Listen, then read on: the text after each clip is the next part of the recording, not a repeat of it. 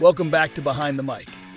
In this episode, Dave Martinson, past president of the CFA and current president of Martinson Construction, shares stories about the company's evolution from masonry work to pioneering concrete foundations in Cedar Falls, Iowa.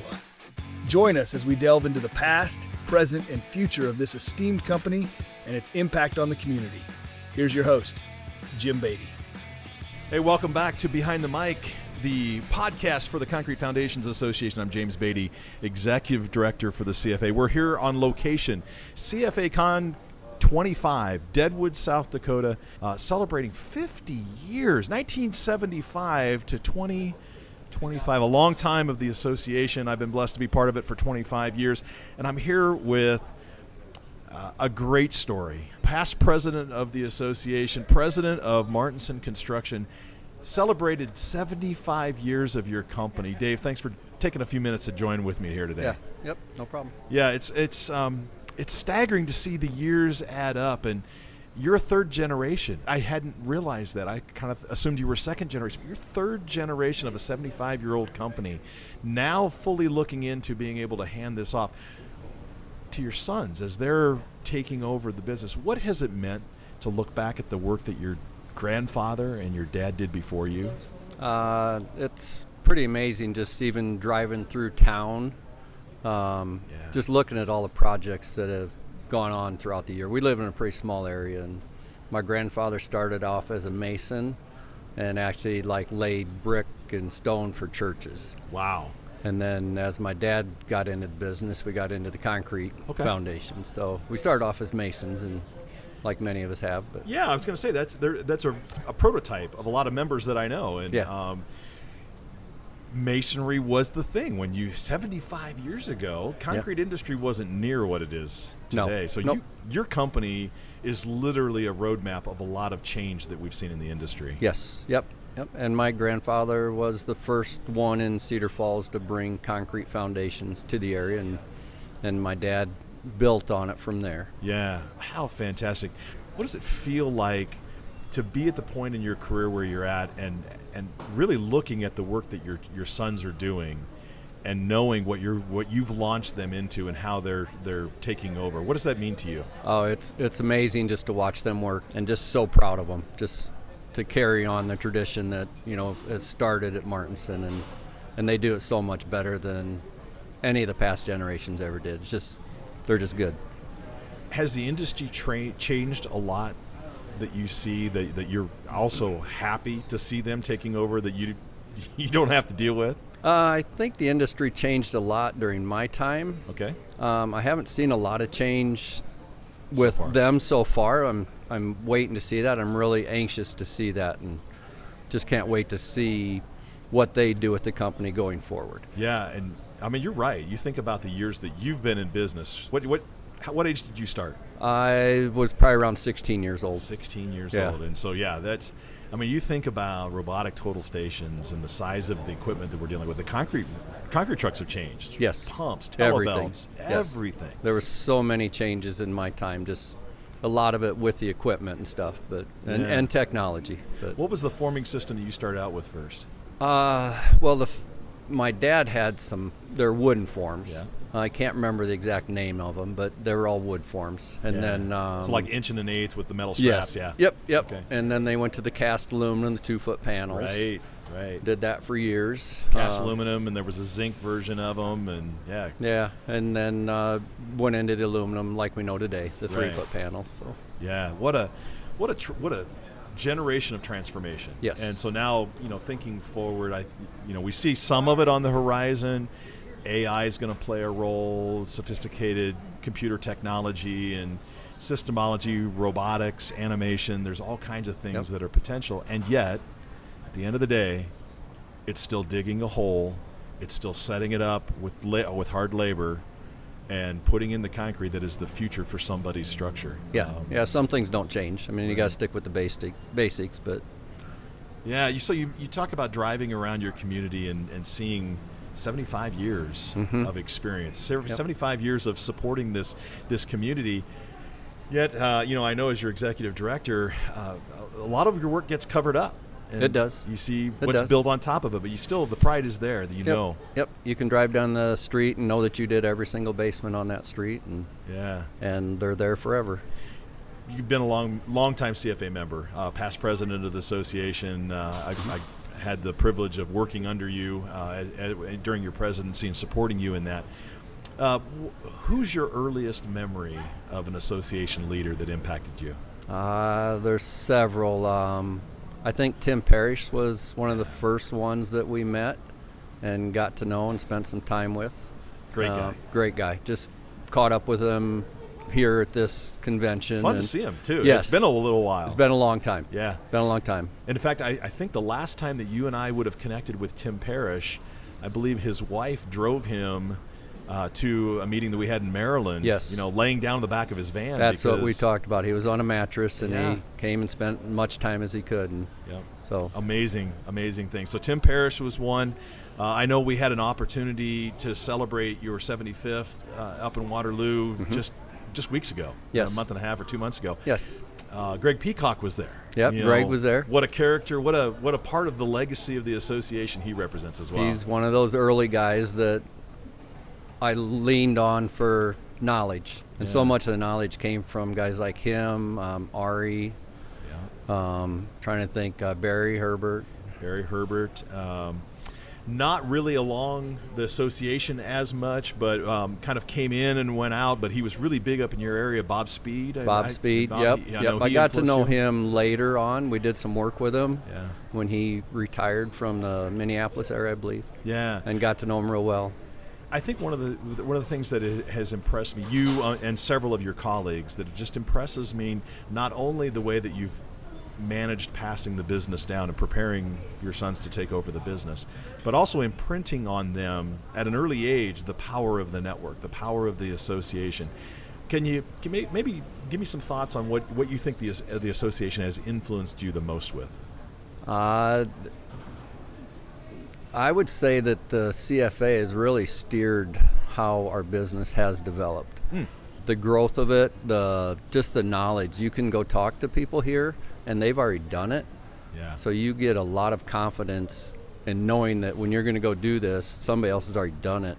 Because this is a risky business. It's very risky. And that's I feel that, and I've seen it in you. I've seen it in your operation. I'm thinking back, some of our regional meetings where we had the big panels, the BEPs, Yes. right? Yep. And you were involved in that, and what a risk that was and an investment. But yet, it paid off, and you learned from a lot of others, and you've kind of moved on from in different ways. But the sense of trial and error on an island versus the trial and error through communication, Yeah. and really landing on what's best for you. Yeah, oh, for sure. I mean, so many people have done it before we have, and they give us the confidence to go ahead and see if it'll work for our business.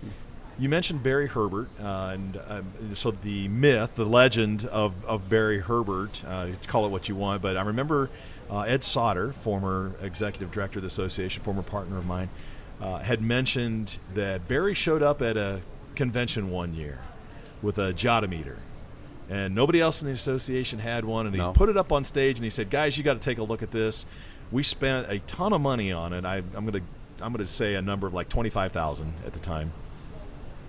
It's transformed our business." Mm-hmm. How long? Do you remember that convention? Oh, yeah. How long after that before you bought one? Within that next year. Really? For sure. Within a year? Yep. It was easy to see what that could do for you. Yeah, and now everybody's got them. Yeah, we couldn't do our business without it. Yeah. Is there any other piece of equipment that has transformed your business? Or aluminum forms obviously. Aluminum forms, we've always had those. I would say the software for panelizing, that sort of stuff made a big difference in our company. Concrete pumps. Yeah. For sure. Boom trucks. I mean, we didn't have boom trucks till we joined and saw other people doing it. Yeah, that is another big one. Mm-hmm. And you still today see contractors without them that are moving them around with bobcats and trailers and things like that. Yeah, you did some presentation where you had 4 or 5 different members show their way of moving panels. Yeah, that's and amazing. There are a lot of options there, and the boom truck is the one that came out of that one. So it's incredible what technology and really how matter of fact it's become, how reliable it is, or relied upon it is, and we forget sometimes what it means to make that technological transition, risk involved versus sharing. So yes, for sure. that's really good. If you had to say, in your tenure, what do you think the biggest challenge has been? I mean, you've seen some major economic challenges, but what do you think for your business and your acumen, what do you think is the biggest challenge? I would say employees has been our biggest challenge. Just consistency with the employees. Yeah. Just the replacement, the turnover. And the turnover, just when you think wear you and got a tear. good group of people going, somebody leaves you and you got to replace them. How big is you? Remind me how many employees? 65. 65. Somewhere in that I mean, area. it's a good number. So high turnover in a field of 65. How has training changed over the years? Training up employees. Training's still very difficult to do. It's still all on the job site. Don't have time. Yeah. No, there's no time for it. I mean, once Right. they're hired, they go to work right away and they learn on site. And Yeah. And in amongst that, I'm thinking, because I know your era so well. I know your generation and the transitions of your generation. We've also seen a big transition in the type of housing too. Yes. Since you think about the houses you worked on when you were 16 versus, I mean, you've won an award with the association for an incredible project. Yes. At least one. Yep. Houses aren't your granddad's houses anymore, are They're they? not the same. I mean, we always talked about we would strip and pour wall every day. Yeah. Wow. And you just can't do that anymore. Some they're of them they're too multiple complicated. Yeah. Yep. Yeah, we're there for weeks at a time. Right. Yeah. Oh. That's amazing. So, and really, in some cases, construction joint planned and moving the forms multiple times on the same project just because of the size of it. Yeah, and we wouldn't have been able to do that 25 years ago. Not like we can today. Now we look at the projects and we have the confidence to do anything just Yeah. with the technology that we have. So your grandfather started as a mason, Yep. all residential? No, commercial. Oh, it's all commercial. Okay. Yep. Okay. Commercial, and then they went into the block basements. Okay, so that's what got you in moving into residential. But you've maintained kind of not really a dual shop because that means something else, but you've maintained diversity in both commercial and residential. We do. Yeah, Yeah. we have forever, yes. Do you have a flatwork division as well as Yes. walls division? Yes. Okay. Yep. What's the big breakup in your company of? Foundations, we're probably about 70% foundations versus the flat work. Commercial-wise, it depends. We're usually 50-50, 60-40. Just depends on the year. Yeah. Usually more residential, but The other thing I know about your company is a career-long investment in education. Not just by coming to convention, an event like this, which is access to some really great speakers and really great, thought leading. You and I have helped each other develop a business school within the association. Rocky Jeans putting that on. That's one of my actually first business memories of John, and the two of you coming to that event and then seeing you in the airport afterwards. Yep.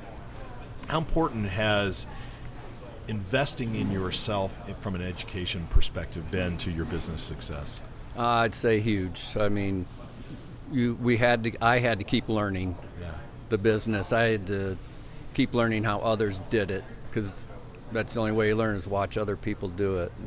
But the education's been huge just for our success. Was that something? Did your dad pass that on? Was education as big back when he was leading? No, not at Interesting. all. Probably it was just go out and get it done. But he encouraged me to join the CFA, and he could see the opportunity. That's great. Yeah. And again, there's a generational transition there. Yes. Because back in your dad's leadership days, and I hear that from some of the guys that are our mentors, they still tell of those days. Yeah, it was different. It was about, it was a good old boys network. It Oh, was just yes, getting it around. was. Yep. We don't want to go back to that one. What's your favorite convention memory? Oh, gosh. I know Myrtle Beach was a lot of fun for the kids. Oh, that was a great event. I still remember the conveyor, shooting the sand and make the toy thing. And so that was fun. We had one of those trucks that, and I think it was a Putzmeister Telebelt, that our oldest, who's now 28 and Mm-hmm. trying to pursue an acting career, he was one of those kids along Yep. with yours, Yep. digging into the Yep. sand. Yep. What great memories. Yep, we actually redid that for my youngest grandson's first birthday. We brought the conveyor in our yard and did the sand pile with all the toys, and so. That was very memorable. Did he have a lot of friends that were Yeah. riding? Oh yeah. It was fun. That was awesome. Yeah, great things happen when people get together, when we collect minds and we think together about strategies. You've got a lot of colleagues, a lot of companies that you do business with, that you run into on a regular basis. Some might look at it as competition, but there's also successful and profitable competition as well. Mm-hmm. When given the opportunity to mentor another company, and you've brought your boys up in the business, and so that's a different style of mentorship. Mm-hmm. When you're given an opportunity, or if you're ever given an opportunity to mentor a young professional kind of budding on his own, or interfacing with a company you see that's struggling, what's your message of the association to that contractor? As far as Like, what do you tell them about the association? What are they going to benefit? Why should they do it? Why should they invest in themselves? just the people that are members here are willing to share so much of their knowledge that you just can't get that anywhere else. The experience and the knowledge. And it's so hard to convey. Like, you can't write that. No. You can describe it maybe in words, but you just can't get a sense until you put yourself there. Yeah. You have to experience it. You have to come so we're celebrating one-on-one networking, or we're instituting one-on-one networking at this event, and it's dedicated time connecting in business segments to understand what's new and what might be beneficial. Is there something you've seen here at this convention that really stands out to you as like, wow, I wasn't expecting that? Mainly just the people. I mean, there's so many of the people that I started with that are back here, which has been fun to see. I don't know about I haven't done a lot of the equipment stuff. The boys are doing that. The boys are doing that. But just getting around talking to some of the people I haven't seen for a long time. It's been good. The Legacy Meetup that we hosted here, what a fantastic event. I mean, when I think about Herbolsheimers and Herberts were here, obviously, and the Ball brothers were back, Dallas Myers. I mean, you think about, so when I showed up in 2001, Niagara Falls was my first event. A huge parking lot full of equipment. It was such a cool event. But those were the guys that were on stage. Those were the ones that were sitting around the board table. Those are the innovators in this, that brought the ideas. Yeah, fun to see them come back and appreciate what is happening. And a lot of them aren't even involved in their businesses. They've been sold off and stuff, but they still come back. Yeah. Which is cool. If you had to crystal ball it, so you're 75 years of Martinson Construction. Mm-hmm. You easily got another 25 years in you, because the guys are just going to take it to the next level. Yes. What's your vision for the company? Or what do you think let's go with your vision first. My vision is just to be the best, concrete contractor in the Cedar Valley. I want to be the people of the Cedar Valley. I want them to come to us. I want them to look at us first. Your name stand tall. Yes. Yeah. Yep. Yeah. What do you think the vision that your boys would have if I had them on the mic instead of you? I think it's pretty much the same vision. They're real proud of what they do, and I can tell when I'm out in the community with them that they just want to be part of the community, and I think it'd be real similar. So my guess is that when you then describe the path to that kind of success, it has to begin with relationships. Yes. You have to maintain solid relationships, caring relationships, nurturing relationships with suppliers, with customers, with competitors. It's all about the relationships. Yeah. Yep. Yeah. And where did you think you learned that? From my dad. From your dad? From my dad. Where do you think he learned it?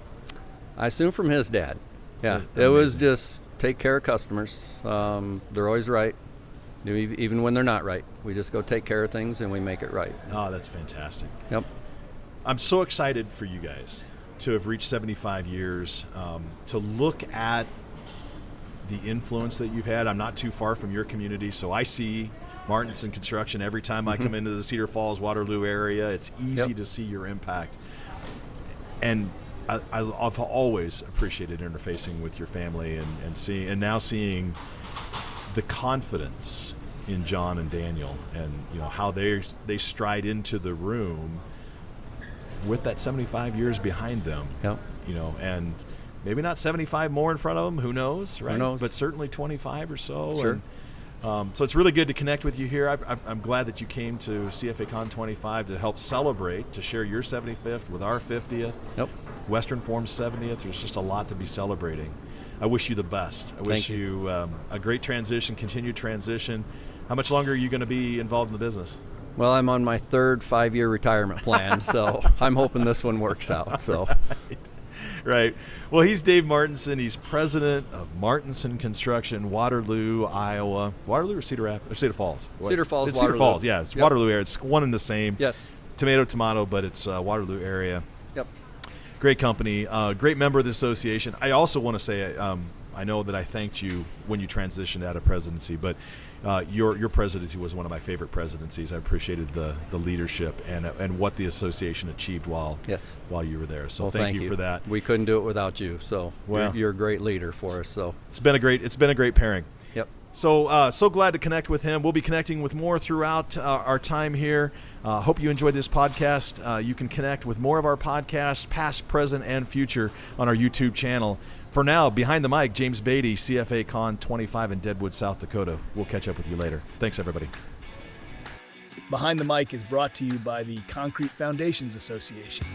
You can learn more about us and about becoming one of our #CFA Concrete Pros by visiting our website, cfaconcretepros.org. If you're a concrete professional interested in being part of a future podcast, reach out to us by email to info@cfaconcretepros.org to start a conversation. Thanks for listening, and we'll see you next time on Behind the Mic.